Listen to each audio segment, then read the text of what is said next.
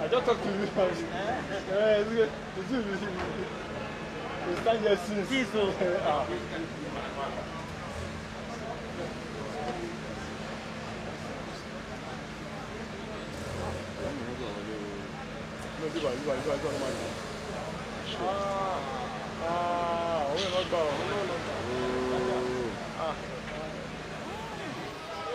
Our very, very distinguished personalities, please welcome with me His Excellency, the Vice President of the Federal Republic of Nigeria.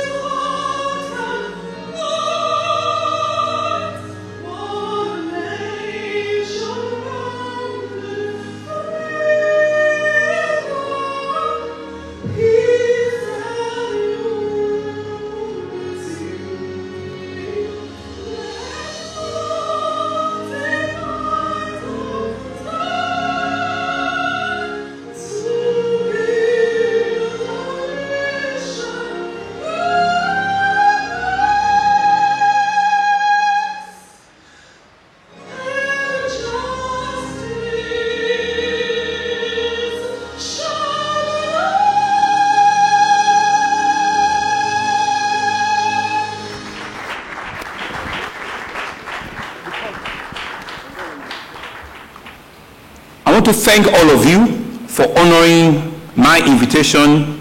I want to thank you for your willingness to contribute to the restoration of the glory of Lagos. I want to thank you all for your dedication to the ideals and the values of the Center of Excellence. I want to thank you for being socially responsible. We appreciate your contribution to the social economic growth of Lagos State. Your exemplary attitude towards the sustainability and viability of Lagos State makes the task of governance to us, makes it a lot easier on us. Mr. Vice President, ladies and gentlemen, the violence we saw at the end of October 2020 is the most widespread carnage the state has seen in decades.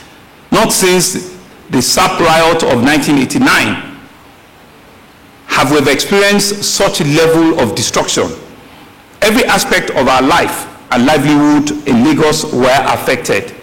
Government buildings, offices, public monuments, historical archives, public infrastructures, buses, and very sadly too, private properties, banks, investment houses, malls, shops, small businesses, police stations, private residences, and many more were not spared.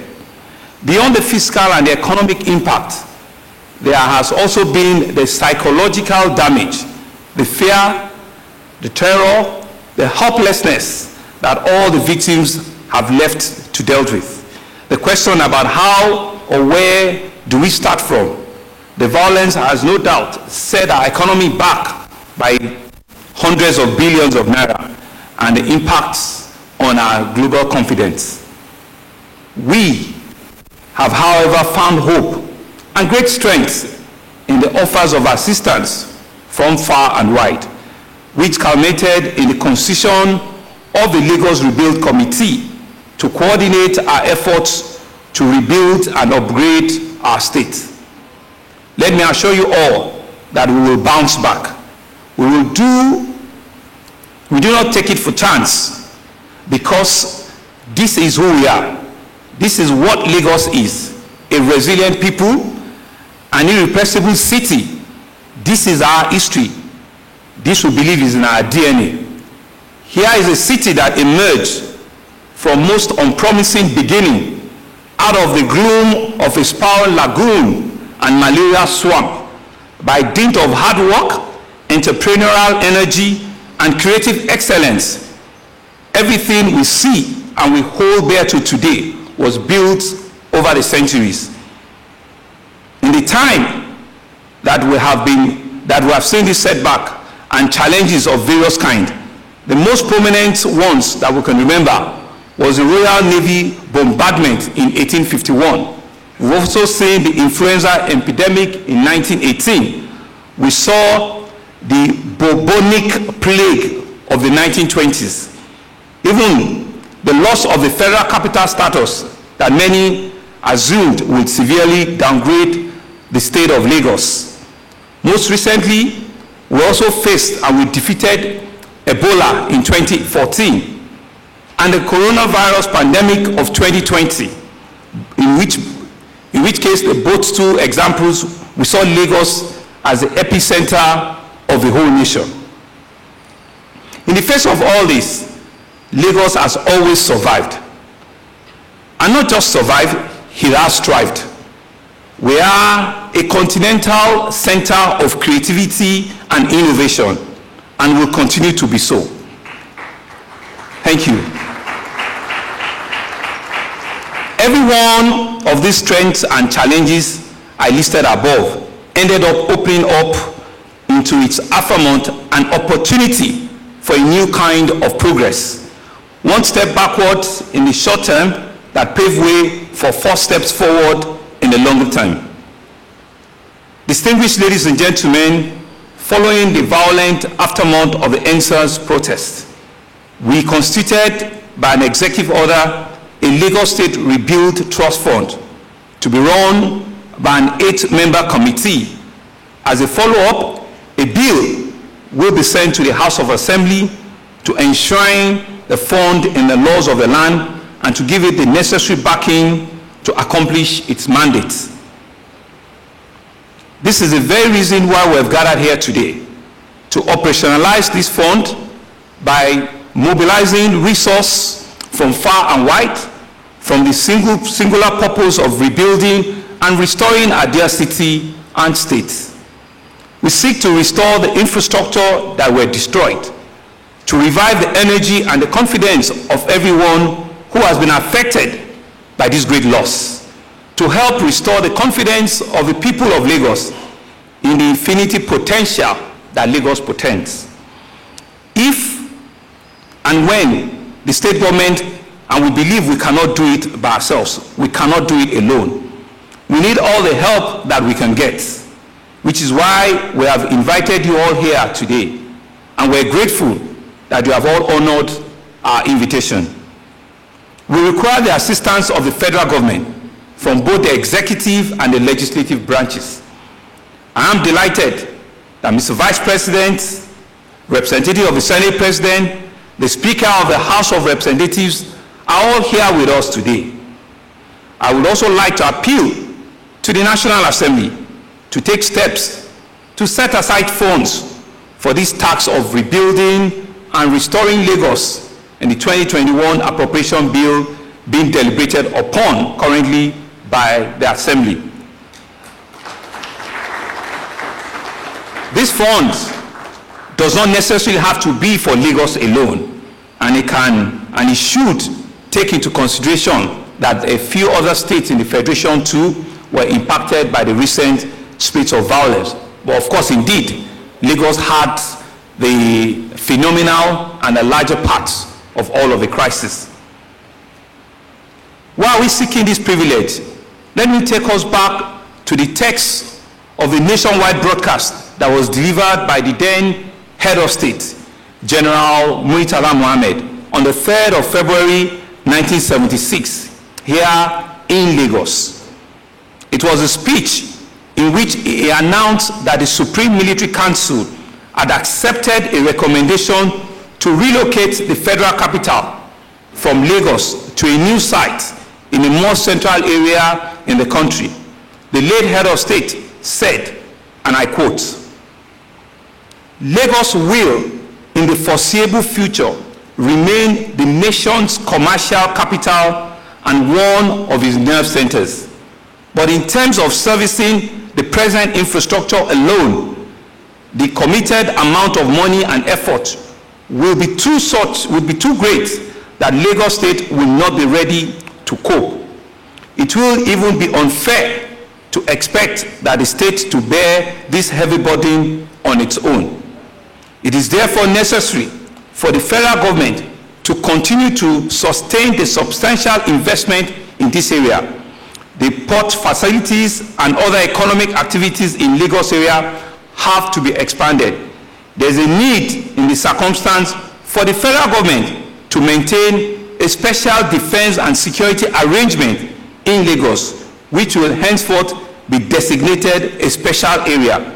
These arrangements will be carefully worked out and written in the new constitution. I end my quote. Even as far back as almost half a century ago, it was clear that Lagos required a special status, considering its importance to the economy and to the reputation of Nigeria. Today, with a population that is several times higher than the population in the 70s, which is roughly about 10 times the current population of this country, is still on the same mass of land that it was 50 years ago. As you all know, Lagos is today, like I said, home to over 1/10 of the entire population of Nigeria, even though it is less than 0.36% of the total land mass of this country, less than 0.4% of the land mass of this country. We certainly cannot go any south because that is Atlantic Ocean. Just 10 minutes from this place, you'll have entered another state. Just in 10 minutes drive from where we are, you'll have entered another state. That's how tiny Lagos is. With the recent large-scale destruction of property across the state, the basis for Lagos deserving a special consideration and an external assistance has assumed an unparalleled urgency and significance. There is no time to be wasted. I am therefore calling on the National Assembly to support us in this quest to rebuild and restore and to reposition the state even as we march into the third decade of the 21st century. On our part, as a state government, we are determined to demonstrate our seriousness regarding this project beyond the establishment of this trust fund and the legislative backing that we're giving to it. We will also be making available a significant amount in our 2021 budget to begin the immediate rebuilding of Lagos. For us, it represents a credible and very important step in the rehabilitation and the restoration process, and it shows that we are willing as a government to put our money where our mouth is, so to speak. But let me reiterate that this our contribution, though very substantial, is still quite far off from what we require to make a dent on the burden that confronts us, which is why we have invited you here to join hands to support us, with the public sector taking the rightful lead in demonstrating the commitment. We have no doubt that the private sector will thrive to match that enthusiasm. I can see the private sector here being led by the governor of the central bank, who I must commend because he has other very important appointments. He has given us a commitment that he will come and lead from the front, and rally around all other sectors in that space. I want to thank you, Mr. Emefiele, and I also thank Mr. Alhaji Aliko Dangote, who still spoke with me about 4 hours ago, but he has an important online, Zoom meeting with some partners in America, and he had asked that Dr. Monzo to come in here and represent him. I want to thank you very much, Alhaji, and special greetings to Alhaji Aliko Dangote. We believe that the challenging time and the responsive and responsible leadership we will overcome. We can make greater impact through our collaborative efforts in the shortest possible time. There's an African adage that says, if you want to go fast, go alone. But if you want to go far, I think it's important we go together. And that's why we have brought all of you here together. Mr. Vice President, Right Honorable Speaker, ladies and gentlemen, today's consultative forum is meant to set the stage for all necessary public-private partnership and a collaboration required for this task of rebuilding and restoring Lagos to start. Let us work in the commonality of purpose to restore the glory of our state. You are important stakeholder, each and every one of you here. And I know and I can count on you as the Rebuild Committee reaches out to you for your support in the journey of rebuilding Lagos. Whatever investment we make towards this task will be for the good of all of us. This investment will go into the rebuilding and retooling the security architecture, strengthening our public transportation system, restoring the judicial and local government operatives. I dare say that my Lord Honorable Chief Judge is also worse hit. 22 of her honorable judges as we speak currently do not have a chamber that they can use to adjudicate and pass on judges. I want to thank the Honorable, my Lord Honorable Chief Judge of Lagos State for holding forth and for explaining to all of my honorable judges, just to bear a bit more patience with us, and we're not leaving them to this alone. Let me at this junction emphasize that transparency and accountability will be the foundational element in the implementation of the mandate of the committee. For these reasons, the fundraising and disbursement will have an oversight with trustees who have appointed FBN trustees as the first instance, and other trustees could also be joining, along with the board that will ensure that there is maximum accountability and value recorded for every naira that is raised. In this rebuilding process, we will also be asking ourselves some necessary questions. For example, we will seriously be exploring the use of technology to improve urban security and better safeguard all that we hold here, and to digitally preserve our historical archives that will until now have existed only on physical form. We have a duty in the rebuilding and to ensure that the new which will be replacing the old is befitting for a 21st century that we are all in today. Distinguished guests, ladies and gentlemen, the time is now to start the pledging and the collaboration. I look forward to our deliberations this morning, and even more importantly, to the actions that will follow following the talks that will make all of the differences. Let me once again, on behalf of the people and the government of Lagos State, thank all of you for making out time to be here with us this morning. I will now, for the next 3 to 4 minutes, just show us through some pictorials of what the ruins of the destruction that was noticed in Lagos, what it has been for us. So if I can have the slides on for the next 1 or 2 minutes. Lagos, the commercial hub of the nation, was almost brought to a jarring standstill in the claw.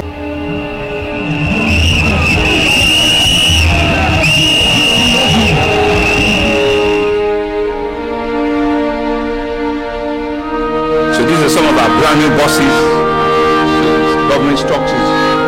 This is the city hall. It's one of our 3rd century edifices that we have to rebuild. This is the oldest court in our land. That's the Bushiri High Court. Our houses 22 state high court judges.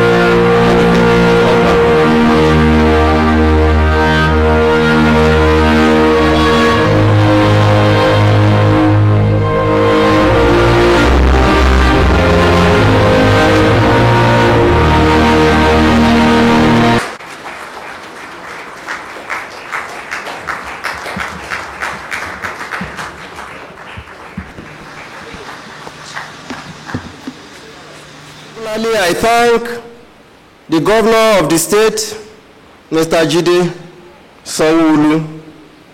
I condole you. For the second time, I'm going through this. The day you were going through the whole of Lagos State, to assess the extent of damage to properties. I couldn't just imagine how you withstood tears from dropping. Many people who were watching you on television were actually crying, feeling so bad that how could this have happened, not just to Lagos, but also to our country. Looking at you on television, as a person, I began to imagine the extent of the load and responsibility that has been thrust on your shoulders. And we pray that the Lord Almighty will help you to carry this load. Before continuing my remarks today, I'd like to offer my sincere sympathies to those adversely impacted by the aftermath of the EndSARS protest that took place not only in Lagos, but also in other parts of the country. While the protest was largely peaceful in some parts of the country, many cases of looting and unwanted destruction to lives and properties threatened to derail the efforts of the government in enabling faster recovery of the Nigerian economy following the impact of COVID-19. It is in this regard that I'd like to commend the Lagos State government, ably led by His Excellency Governor Babajide Sanwo-Olu, for his efforts in trying to rebuild and restore economic activities that were significantly affected by the unrest. Lagos is a critical nerve center for the Nigerian economy, and it is important that all hands be on deck to rebuild the confidence in the Nigerian economy through the provision of support to affected households, businesses, and government agencies. It is through such rebuilding efforts that we can prevent the impact of the protest from spilling over into catastrophic long-term crises that could harm the growth and prospects of our nation. A key takeaway from the unrest is the fact that stakeholders in the public and private sector must put all hands on deck to address youth unemployment in the country, which, if left unchallenged, can provide a breathing ground for our youth to engage in nefarious activities that could be harmful to the progress of our nation.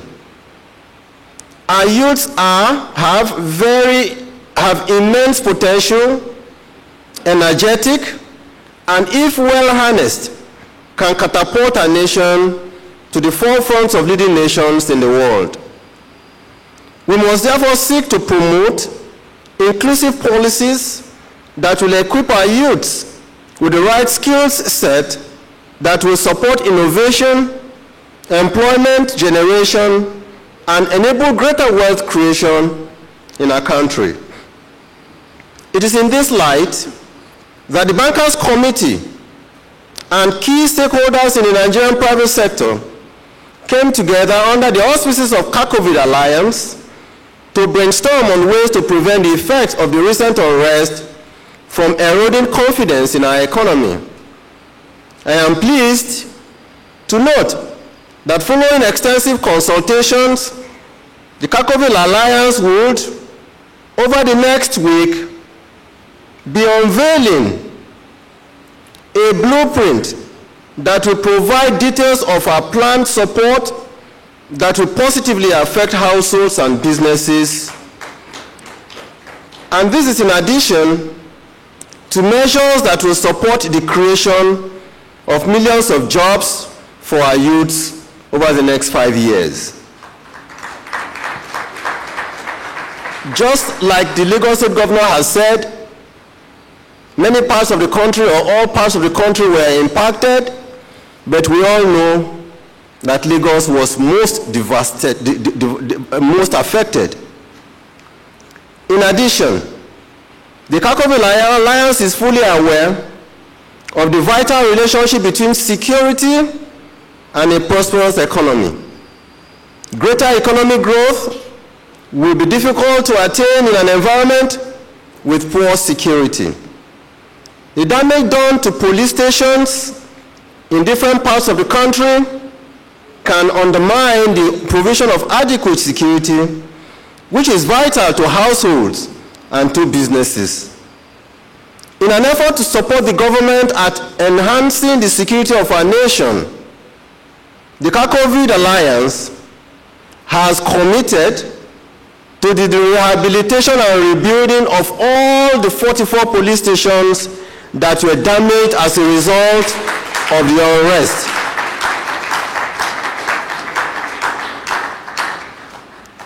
Just like the governor said earlier, more than half of these police stations are in Lagos. The Bankers Committee has also taken stock of the extent of damage to these police stations, which easily runs into billions of naira, and funds will be provided to rebuild these stations. And this will entail the rebuilding of the police stations, as well as provision of all damaged facilities in these stations. This is aside all other support that will be provided to the police authorities to help them in carrying out their tasks of providing lives and properties of Nigerians. These will be unfolded in the Kakovid blueprint in the coming days, in fact, latest next week. But let me also say that I am prompted that because it should not be just about the police, because I know that many other businesses, agencies, institutions were also adversely impacted. The Kakovid will be unveiling in very clear details to all Nigerians about what we will do. But I'm prompted to say that at this gathering, that even all those whose businesses have been damaged, all those whose businesses were looted, that the Bankers Committee is taking stock already, those who have loans in the banks, those who do not have loans in the banks, the Bankers Committee, each of the banks have been directed to take stock of those customers that are adversely impacted through looting or destruction of their business premises. We would advise that you please liaise with your banks, because the CEOs have been directed at the last Emergency Bankers Committee meeting that we held, that they should take stock of all these customers, whether borrowing or non-borrowing. What is the idea here? That the Bankers Committee and the Kakovid will work with all businesses impacted for them to restock and rebuild their businesses again.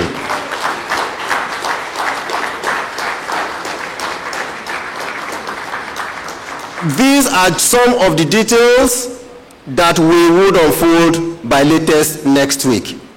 We just want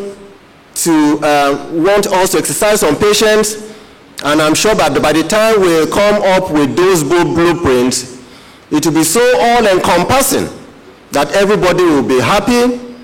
People will heave a sigh of relief that we truly can rebuild not just Lagos, but also Nigeria.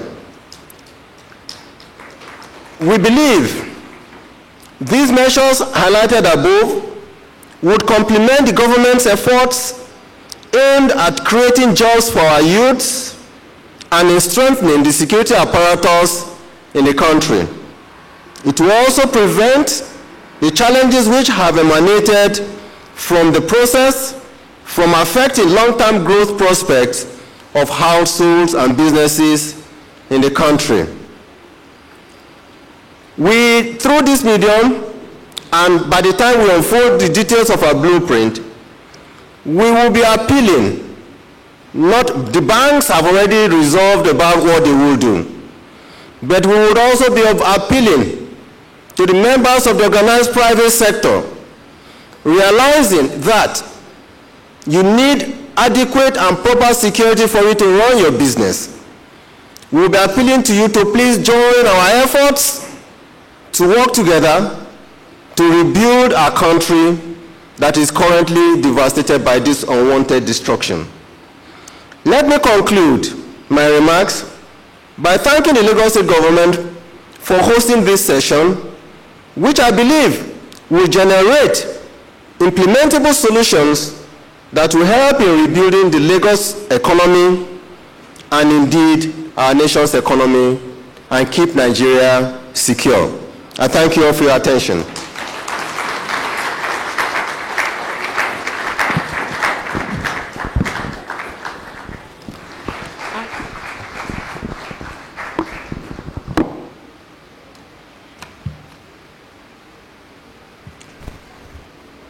Of Nigeria, we have had a governor faced with two devastating challenges all within a year.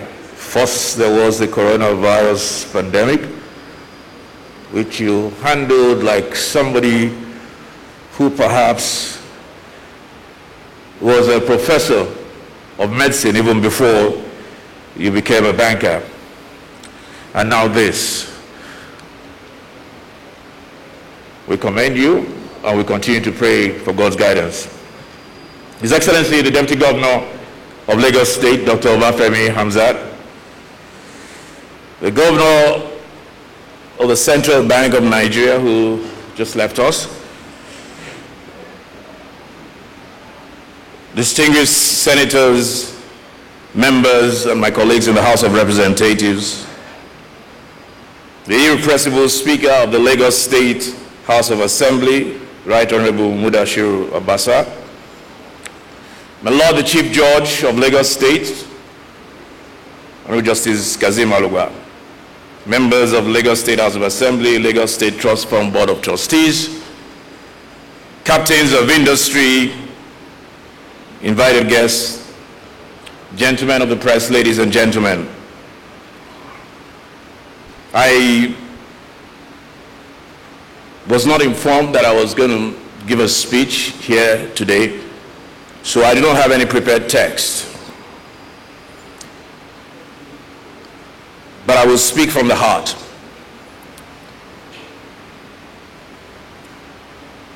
Let me begin by saying,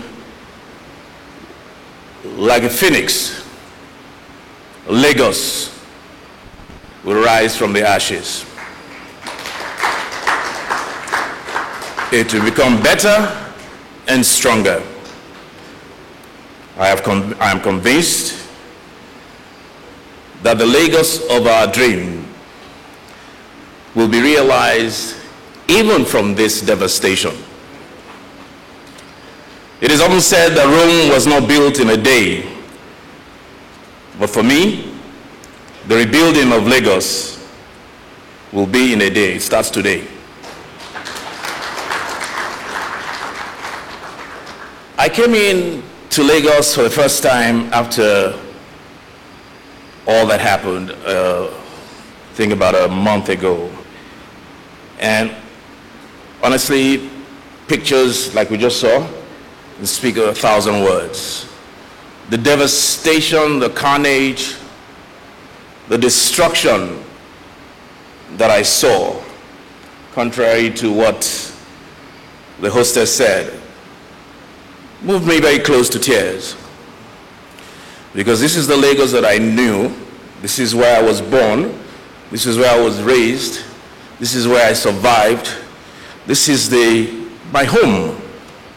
And what I saw, particularly when I went to my constituency, the foremost constituency in Lagos State, perhaps not the largest like Alimosho, but the foremost. When I got to Surulere, and what I saw was, to say the least, heartbreaking.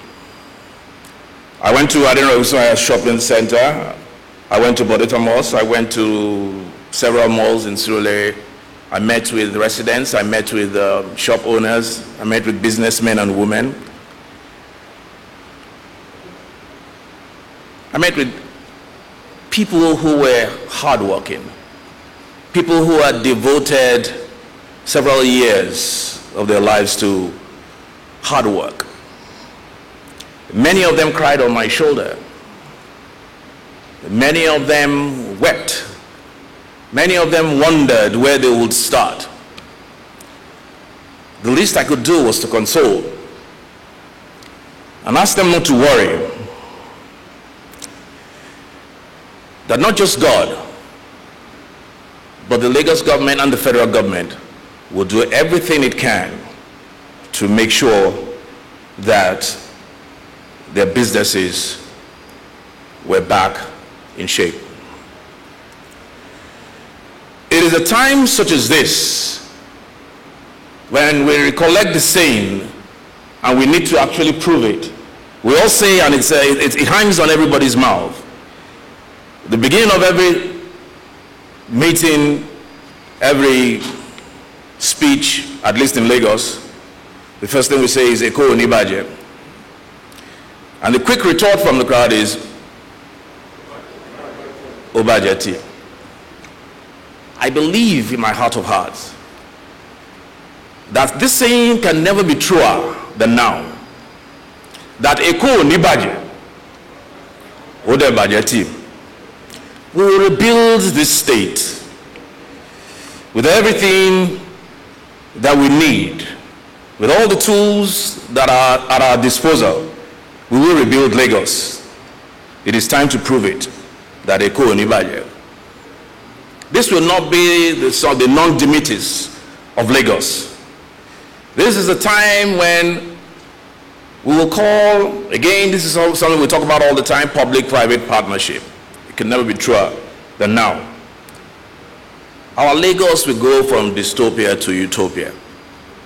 It is my belief. Because sometimes things happen for reasons. And they don't just happen. They're not necessarily happenstances. They just happen for a reason. And I believe that as we go along, as we begin to peel the layers, we will find out the real reason why this devastation took place. A lot has been said, and the National Assembly has been put on the spot by the governor and everybody else. Again, when I think of what I saw when I went to my constituency, nothing short of sorrow, tears, and blood, it is incumbent upon us, for those of us who have the capacity and the ability in terms of at our disposal in terms of government, to do all we need to do. And in that vein, the National Assembly will do everything it can. But I think it goes beyond the budget or appropriation. I think it will call for special intervention from the federal government to make sure that monies are devoted, again, not just to Lagos, although Lagos will bear the had the most devastating loss. Incidentally, I was in Port Harcourt just a week ago, and very jokingly, the governor of Rivers State, Governor Wike, we're having lunch together, and he said to me, "You guys don't start again. Oh. You had COVID and you gave all the money to Lagos State." And he said, "Yes, you can give Lagos State money. You can give them the large chunk of it, but the Rivers was also devastated. So it is going to be panoramic. It's going to be for all the states, but we all know that Lagos bears the brunt of the devastation." The National Assembly seated there is 740 local governments. In other words, the whole of Nigeria is in the National Assembly. The Ninth Assembly has a mantra which we try to abide by as strictly as we can, and that is that joint task, or rather nation building, is a joint task. So we will pull on all our friends in the National Assembly, our colleagues, we will talk to them to make sure that we don't look at this thing from a state prism or from a political prism, but from a nationalistic point of view. And we will make sure that what needs to be done will be done. We will remain our brothers' keepers, and that's what we do in the National Assembly. We will be our brothers' keepers, and we will do what we need to do for Lagos State and for the rest of the country. I thank you all for particularly the most important people here beyond government. There's the captains of industry. I see several of them here. The money bags, they say. This is time for us, and I don't mean this in any derogatory way. This is time for us to put our money where our mouth is as we begin to make Lagos whole again. Thank you very much.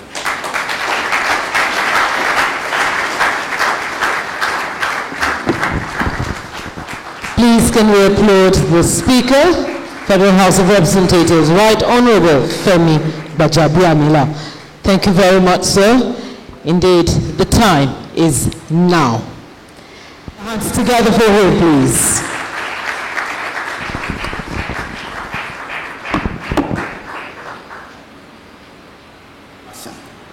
The essence of this summit, Let's Rebuild Lagos, dialogue and partnership, is very important and very germane. As we're all aware, both on the short term and on the long term basis. On the short term, before us now we have the budget of the Federal Republic of Nigeria, which is under consideration. And I believe if there is anything in terms of intervention that we can do in the short term, is at this point in time. And one of the presiding officers of the National Assembly, Right Honorable Femi Gbajabiamila, is here, who's going to be of a great help in this regard, even though standing before you, I chair the Senate Committee on Finance, and we are working on the documents together. And on the long term, Your Excellency, I believe it's going to be a long-term project. Lagos deserves a special status. Lagos deserves to be treated in the same vein the federal capital of Nigeria, Abuja, is currently being treated. Your Excellency, we have embarked on this journey in the past. Our frustration has been that everybody view Lagos as a state that have not only a mega city status, but have enough fund at its disposal, so there is no need for any extra fund. And I can tell you, sir, there is need for us to change our strategy. And the strategy must be in a direction that this time around, there will be no room for failure, and we'll surely get there. And let me assure you, Excellency, the process of rebuilding Lagos has started with the Central Bank of Nigeria, with the coming from the Right Honorable Speaker, and the one that will be coming from the Vice President, and all the organized private sector that are here present. Let me assure you, Lagos will rise again. Thank you. Please welcome for his remarks at this dialogue for rebuilding Lagos, His Excellency Professor Yemi Osinbajo, SANGCON. Thank you. I bring you the very warm greetings of Mr. President, President Muhammadu Buhari, and he's also asked me to express once again his very sincere and deep condolences on the catastrophic events of the last few weeks. To that, again, I add my own sincere commiserations to the government and people of Lagos State, this place of my birth, for the loss of lives of citizens, the injured, and the colossal destruction of public and private properties, social amenities, and infrastructure, as we've heard and seen. Never in the history of our nation has this former capital city and our nation's commercial nerve center experienced such mindless acts of violence and the enormity of destruction that occurred. Perhaps it may be worth noting that the destruction and disruption of life and work in Lagos is a national tragedy and a major economic setback for the nation, even as we face the most difficult challenges, perhaps in a generation, caused by the COVID-19 pandemic. This is the state that leads by far in the collection of non-oil revenues. The bulk of VAT is generated here. Of the 114 odd persons who pay self-assessed taxes of over 10 million naira, 112 of them live here and work here in Lagos. The Lagos port, whose offices at the marina was attacked, is clearly the port that generates the most revenue and is the busiest. The Lagos airport is the busiest in Nigeria. In so many ways, our fortunes as a nation are closely tied to the fortunes of this great state. But even in the darkest clouds, there will be silver linings. These trying times offer an invaluable learning opportunity, a teachable moment. And it's the lessons that we draw from this period that will shape our path going forward. We have seen how the most noble causes, such as the End SARS protests, designed to call attention to a serious problem of brutality and extrajudicial killings by law enforcement agents, can be subverted and lead to the exact opposite of its objectives: chaos, murder, looting, and arson. So we saw what can happen when the restraints of law and order are loosed and anarchy is given a free rein. In those difficult days when chaos swept from street to street, consuming lives and livelihoods, we learned that society is built on the balance between freedom and order. But we've also realized that order itself is a social construct, sustained by the consent of the governed, which is why it's important, as the chairman of the Rebuild Lagos Trust Fund said, it's important that we investigate and thoroughly interrogate the deep causes of the disenchantment that that resulted in the chaos. We recognize that our law enforcement agents, who are tasked with keeping their fellow citizens safe, do so under extremely difficult and challenging operational conditions. That while the dedication of the diligent officers among them is often overshadowed by the deviance and indiscipline of some of their comrades, there are undeniably a preponderance of competent officers who discharge their duties with a high sense of professionalism and patriotism.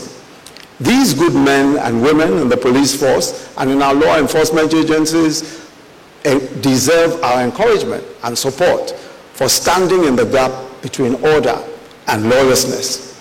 At this point, let me pay tribute to the officers of the Nigeria Police Force who tragically lost their lives in the line of duty during the recent crisis. And I offer my heartfelt sympathies to the families of the fallen. The task of serving and protecting the public is one of the noblest professions, and we are committed to upholding the dignity of all those who do this work. Indeed, we recognize that the protests, as well as the current national conversation that these protests have inspired, are ultimately about building a police force that will proudly represent our highest values. I'll return to this point in a moment. But Your Excellencies, it is now time to rebuild. It is time for the painful and costly task of reconstruction and rehabilitation. It's now time for the private sector, our international friends and partners, and all who love this city and this state to make their contributions to the rebuilding and reconstruction effort. When Lagos works, it works for all of us.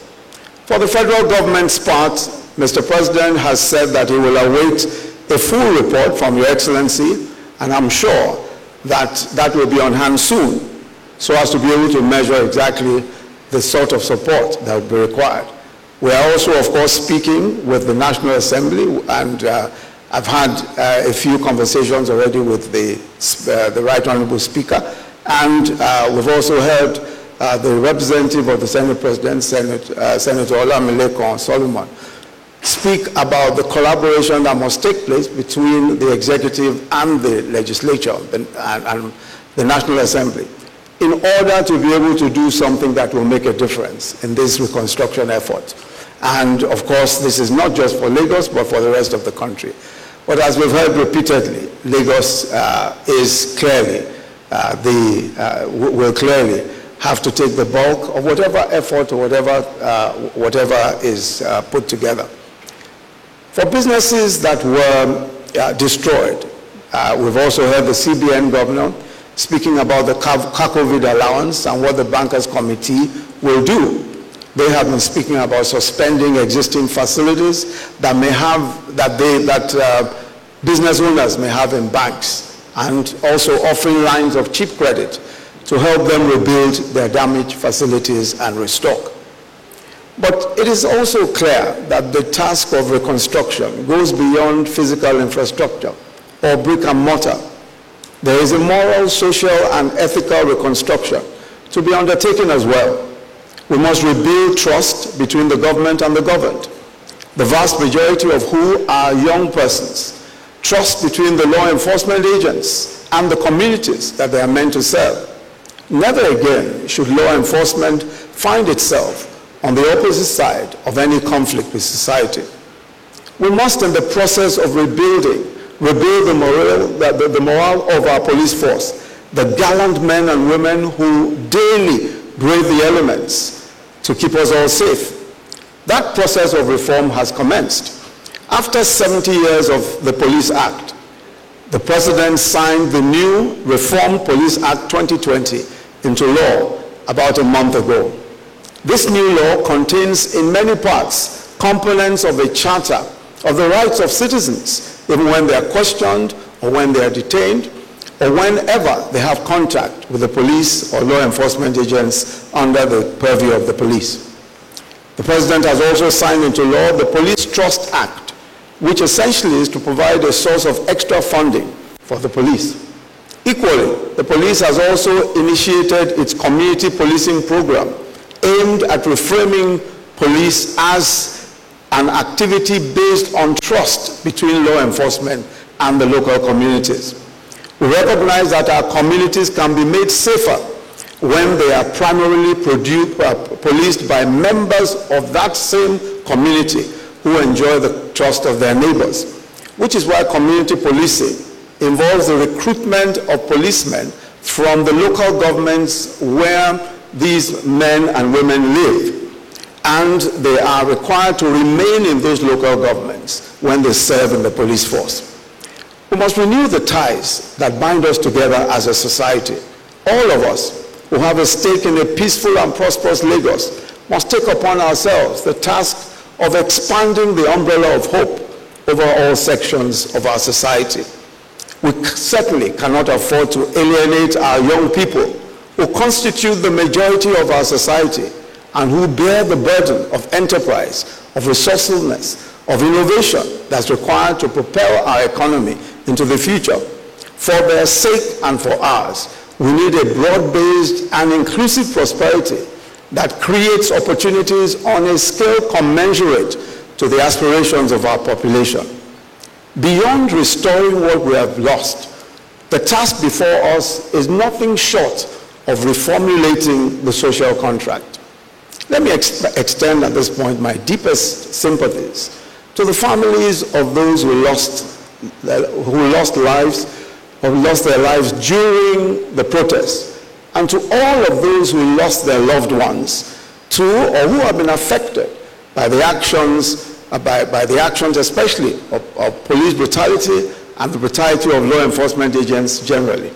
Nothing can replace the life of a loved one, and for that I offer my deepest condolences.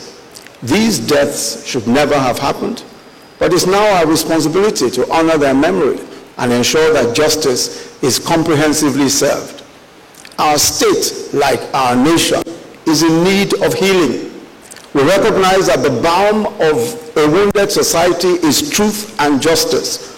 This is why the President has approved the setting up of the judicial panels of inquiry, which have been established all over the country by the states of the Federation. Their mandate is to investigate cases of police brutality against citizens, where necessary, recommend compensation for victims. Specifically in Lagos, the mandate of the inquiry has been expanded to include a full investigation of the Lekki Tollgate incidents. This process has begun happily in Lagos, and we've seen already that all federal agencies and the armed services are participating actively in the proceedings of the judicial inquiry. Mr. President said, and I quote, we will ensure that all those responsible for misconduct or wrongful acts are brought to justice, end of quote. The pursuit of restorative justice, recompense for injury to innocence, and a reckoning for perpetrators of abuse are essential components of the moral and ethical reconstruction of our homeland. I urge us all to give this process a chance to work and to commit to the advocacy that is required and the participation that we require to be able to take this particular process forward. We've all been through a very, very difficult time, but all of our moral traditions instruct us that character is forged in hardship. The things that truly strengthen us are gained in times and seasons of adversity. It would be severely remiss of me if I were to leave here without commending the outstanding leadership shown by the Governor of Lagos State, Governor Jide Sanwo-Olu.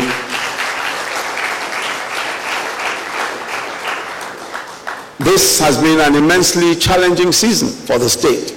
But Mr. Governor, you have led your state in its efforts first in addressing the concerns around COVID, the COVID pandemic, and you led the state to both local and international acclaim with the sort of leadership that you've shown.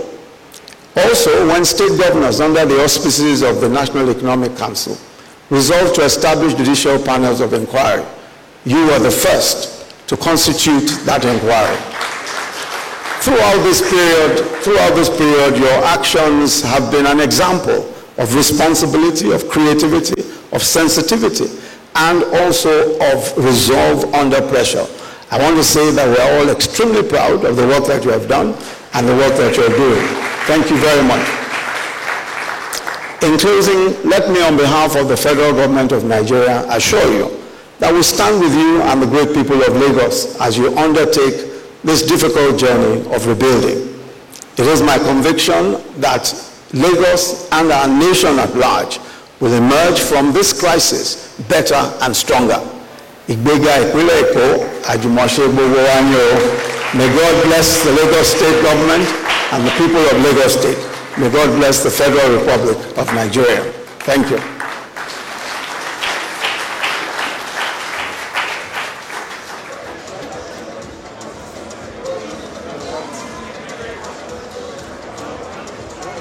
Thank you very much. Your Excellencies, distinguished ladies and gentlemen, we thank you for being here. I would